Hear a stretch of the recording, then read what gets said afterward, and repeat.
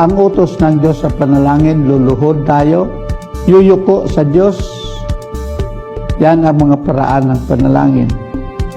Sa ating mga panalangin, luluhod tayo, pero wala tayong kaharap na mga larawan.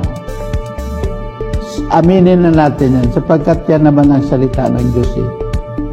Kung ano ang sinasabi ng banal na kasulatan, ay ating paniwalaan at sundin para malubos yung ating pakikipagkaisa sa panalangin sa Panginoon.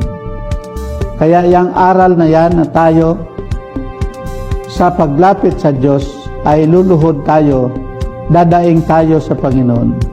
Ngunit iwasan natin yung sinasabi ng banal na kasulatan na huwag kayong luluhod sa harap ng mga imahen o ng mga larawang inanyuan, sapagkat Diyos naman ang nagsalita niyan, hindi tao.